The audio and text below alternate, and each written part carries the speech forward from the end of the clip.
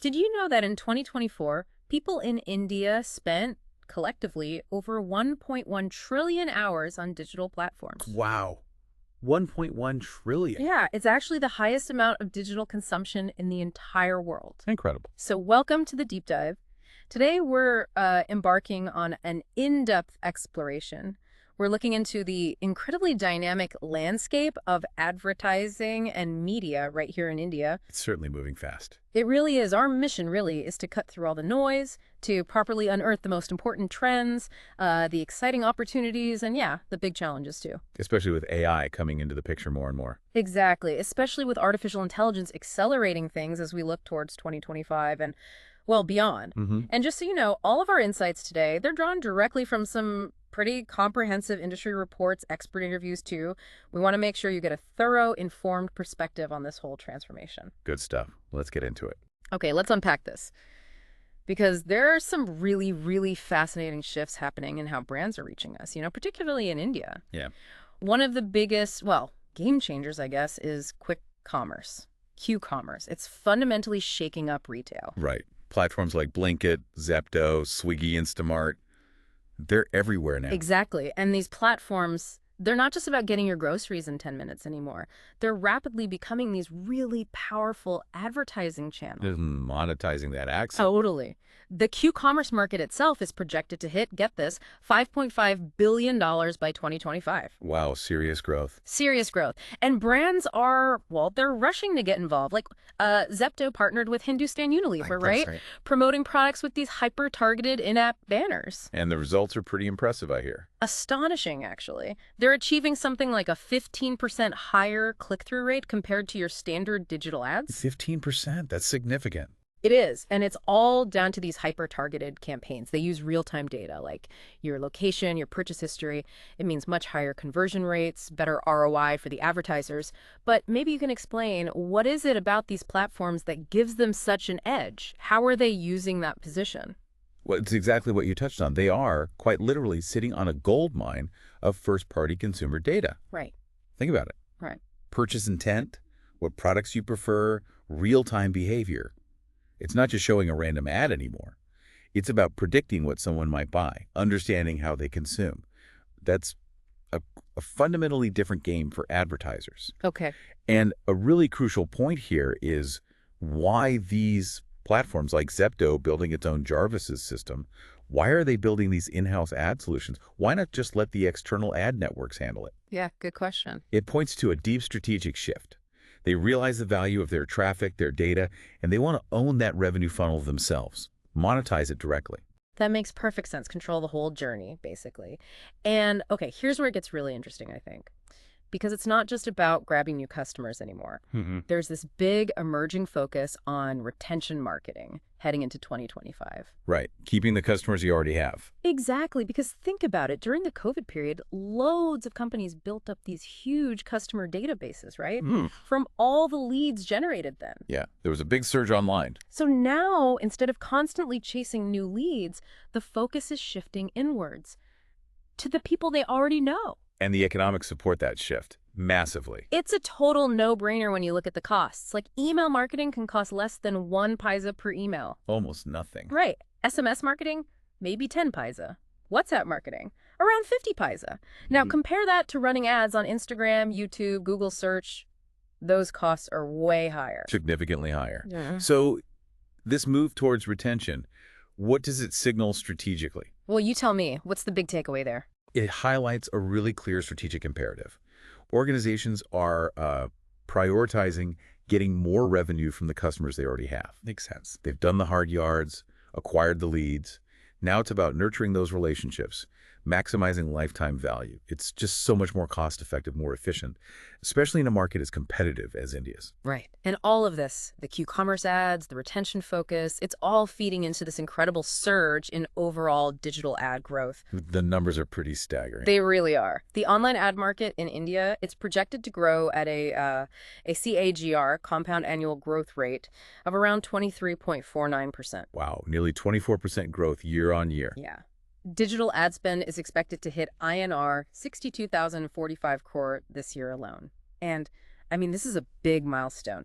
Digital media has actually overtaken television as the largest segment in the whole media and entertainment sector in 2024. That's a tipping point we've been watching for. It is, and listen to this. 82% of marketers expect to increase their ad spending over the next 2 years. 82%. That's not just confidence, that's conviction. It's a clear declaration, isn't it? Digital is king. So, okay, given all this talk about efficiency, personalization, what does it mean for like the actual creative side and efficiency in advertising, especially with AI stepping up? Yeah, AI's impact is huge. It's definitely a game changer, but maybe not all sunshine and rainbows, right? No, there are definitely complexities, but let's start with the positives. AI is really seen as this catalyst. It's genuinely improved life for a lot of digital marketers. Yeah, I was chatting with a friend who does ads for MakeMyTrip.com. She was saying with tools like ChatGPT, they can just generate like 100 versions of ad copy or email scripts in minutes. Exactly. Automating those repetitive manual tasks that used to take ages. Right. And that frees up the creative teams, doesn't it? Lets them focus more on the bigger picture, the strategic ideation and storytelling. That's the ideal scenario. And it enables this idea of personalized content at scale that was impossible before. What does that look like practically? Well, imagine you get an email from your favorite brand, and it feels like it's 100% tailored just to you. Okay. It might show images of people your age, your gender, maybe even wearing a T-shirt of your favorite band, all powered by a bot, but feeling very human. That level of personalization is now possible. Wow. And we've seen big brands experiment already. McDonald's used a chatbot for its most iconic burger ad. Remember that? I do, yeah. Coca-Cola got digital artists to generate 120,000 variations on its branding using an AI platform. Okay. And here in India, Cadbury Silk had that hashtag The Story Is campaign, letting people create personalized love story movies. Oh, yeah, I remember that one. Or the Oreo campaign using Farhan Akhtar's digital likeness and a synthetic voice for witty replies. These all show AI supporting and kind of amplifying creativity. So the human element is still key then. It's not just letting the AI run wild. Absolutely. That's the crucial point. The real power, the true potential, it's unlocked when combined with human ingenuity. AI is great for generating options or analyzing performance data, figuring out which audience creative couples are really hitting it off, as they say. But getting to that core human insight, the empathy needed for really good creative development, that still needs human intervention. That's where the magic happens. Okay, so AI has incredible potential, enhances creativity when used right. But we need to talk about the flip side too, don't we? For sure. There are significant challenges. What are some of the big ones? Well, for consumers, one potential negative is just content overload. If everything is hyper-personalized all the time, does it just become noise? Yeah, good point. And then there's the jobs question, inevitably. If AI can do certain tasks very efficiently, some businesses might choose AI over a person, leading to potential job shifts or, replacements in some areas. That's a real concern for people. And what about the AI itself, the quality, the bias? That's critical. Vednarayan Surdeshpande from Mondelez, India, put it perfectly. It's garbage in, garbage out. Meaning? Meaning, the quality of the AI's output totally depends on the quality of the data it's trained on. If the data is flawed or biased, the AI's output will be too. And is bias a known issue? It definitely is. One analysis looked at 133 AI systems. It found 44% showed gender bias. 34%. Yeah, and 25% showed both gender and racial bias. Plus, there's a big gender gap in the AI workforce itself. Globally, it's something like 71% men, 29% women developing these systems. Wow. That's concerning. It is. And there's another risk. Brands getting trapped in current territory. If AI models only learn from existing content, existing data about current customers, how can they help brands reach new audiences, like Gen Z, effectively? They might just reinforce the status quo. Okay, so data quality, bias, potential job impacts, content overload, that leads us straight to trust, doesn't it? And regulation. Absolutely central. Trust is everything. A Salesforce study found 66% of marketers think human oversight is critical for using generative AI successfully. You need humans in the loop. And what about us, the consumers? Well, there's a real need for AI literacy, especially here in India. People need to understand what AI can do, what its limits are, to address concerns properly. Does that include things like knowing if content is AI generated? That's a big part of the discussion. Should ads using AI, like that Virgin Media Walrus ad, be clearly labeled? Is it essential to stop people being misled? That's being debated right now. So, what is happening on the regulatory front in India? Are there rules coming in? Yes, things are moving. This highlights the need for a responsible AI framework, and the government is acting. The Ministry of Electronics and Information Technology, MIDIF-KD, they've issued advisories. What do they say? They require platforms, intermediaries, to block AI content that violates rules, thanks to deepfakes, for example. They also need to ensure AI doesn't enable bias or threaten things like election integrity. Okay. And crucially, they mandate labeling AI-generated content so you know its origin. Plus, the new Digital Personal Data Act, the DPDPA. Right, the data protection law. Exactly. That will require explicit consent from individuals before their personal data can be used by AI models. It adds another layer of control for consumers. So, multiple layers of oversight and protection are being built in. That's the aim. It all comes back to building and maintaining consumer trust. It's seen as absolutely crucial for AI to be used sustainably. It's as much about responsible use as it is about pure innovation. Okay, that makes sense. So, let's broaden the view a bit now. Beyond just advertising, India's whole media and entertainment sector, the M&E sector, is going through this massive transformation too. Yeah, it's huge. A real story of digital acceleration changing habits. Definitely. The overall M&E sector grew 9.1% in 2024, and digital was the big driver there. Unsurprisingly. And India's digital consumption is just unique. Like we said at the start, you, the listener, you're part of a market that spent 1.1 trillion hours online in 2024. Highest in the world. Highest worldwide. And get this, 69% of the time people spent on their mobile phones was on media and entertainment. Wow, nearly 70%. Yeah. And underpinning all this, broadband subscriptions are climbing, reached 945 million. Looking ahead, digital media is expected to be, 61% of all advertising by 2027? Digital dominance is clear. Absolutely. Now let's touch on online gaming. It's a really dynamic area, but had a bit of a wobble recently. Yeah, there was a 2% degrowth, a slight dip in revenues in 2024. What was behind that? A big factor was the government imposing a 28% GST, goods and services tax, on the deposits players make. Ah, okay. And unfortunately, that seems to have pushed some users towards, let's say, illegal and offshore platforms to avoid the tax. Right. But despite that dip, the underlying growth story is still strong. Oh, yeah. Casual gaming still grew strongly, 16%. And the forecast for esports and casual gaming together is a healthy 16% CAGR going forward. And the number of gamers is huge, right? Massive. India has 488 million online gamers now, expected to pass 525 million by 2027. For over 110 million players, gaming is a daily thing. Wow. And it's mostly mobile gaming. Overwhelmingly, it's still very much a mobile-first gaming market. Fewer than 10% of gamers use PCs or consoles regularly. So how are the Indian gaming companies dealing with challenges like that GST hike? That's a key question. They're adapting smartly. We're seeing more companies adopt platform strategies. What does that mean? Basically, integrating multiple games within one single ecosystem, one app or platform. Yeah, okay. This helps them mitigate the GST impact because deposits made for one game could potentially be used or circulated within their whole system. It keeps players engaged within their environment. Whatever. It also highlights India's growing muscle in actual game development. We've got over 1,000 game development companies now, 20 institutes teaching game development.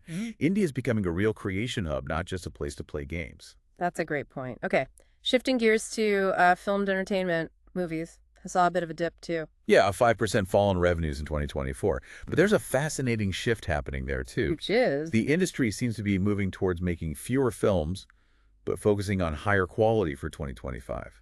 Production costs are rising, there's less pre-funding available, so the bet is on bigger, better films. Interesting. And the South Indian film industry had a big year. Huge year. They really regained leadership at the box office in 2024. It cemented this idea of a pan-Indian film, films that resonate across the country. It's not just a concept anymore, it's a proven, powerful reality. Right. Okay, what about animation and VFX, visual effects? That sector also saw a decline, 9.4% in 2024, largely linked to the Hollywood writers' strike, which slowed down production globally. Ah, the knock-on effect. Exactly. But the projection is for a sharp recovery, looking at 13% growth through 2027. Why such a strong rebound expected? Two main reasons. India's incredibly deep talent pool. We're talking 260,000 creators and engineers in this space, and a significant cost advantage. How significant? Often 40–60% lower cost than doing the same work in the West. India's already a major hub for global blockbusters, think Avengers. Endgame, Life of Pi, a lot of that VFX work happens here. I didn't realize it was that extensive. Oh, yeah. And AI is set to shake things up here, too. It's expected to automate manual, time-consuming processes like rotoscopy, compositing, maybe within the next 1-2 years. And longer term. Longer term, say 3-5 years, AI could potentially generate significant chunks of full-length animated or VFX-heavy films. Wow. That's transformative. And of course, we should mention India itself as a location. Definitely. Incredible diversity for filming. You've got amazing beaches like Kovalam, deserts like the Great Rann of Kutch, stunning palaces like Hala Mahal, national parks like Jim Corbett. It's a filmmaker's dream. Absolutely. Okay, so beyond those big areas, gaming, film, VFXers, there are interesting things happening everywhere, right? Even in more traditional segments. Yeah, the adaptation is widespread. Let's quickly touch on a few. Okay. Music, for instance. Revenues fell slightly, 2%. But the positive sign is paid subscriptions are growing. That shows the market is maturing, moving towards more sustainable revenue. Okay. Plus, you have Indian music getting global recognition, like Natu Natu winning the Oscar. Right, that was huge. What about print media? Print revenues were kind of flat overall, but they're not standing still. They're exploring new revenue streams, even using generative AI tools to build things like self-serve ad platforms for small businesses, SMEs. AI in print? That's unexpected. It shows how everyone's looking for ways to innovate. Then there's television. Traditional TV viewership, linear TV, is declining, as you'd expect. But connected TV is growing. CTV. Massively. CTV is projected to reach 48 million homes by 2027. It's actually expected to become the largest way people watch content on big screens by 2030. Bigger than broadcast or cable? That's the projection. And even out-of-home advertising, OOH, billboards and the like, that's growing. Okay. Especially digital UAO, The digital screens. Yeah, they're integrating with digital ad networks, becoming more dynamic, and they're experimenting with immersive experiences using AR, VR, even gamification in public spaces. So innovation across the board, really. Pretty much every segment is evolving. Which brings us to some big questions, doesn't it? With all this rapid change, where does the talent come from? And how do we navigate all the complex legal and ethical stuff? Crucial questions for the future. India's strength, as we know, is being this global hub for content production that's built on the strong IT sector, the huge skilled workforce. And the creator economy is just exploding. Over 4 million influencers now. That's a 322% jump since 2020. Incredible growth. This whole creator economy was valued at INR 125 billion in 2024, projected to hit 500 billion by 2030. Brands are really shifting from just celebrity endorsements to more authentic creator-led storytelling. Yeah, that shift is very noticeable. But with all these new technologies, immersive media, high-end AAA gaming, the big blockbuster games, advanced animation, VFX, AI content creation, how do we make sure people have the right skills? How do we bridge those skill gaps?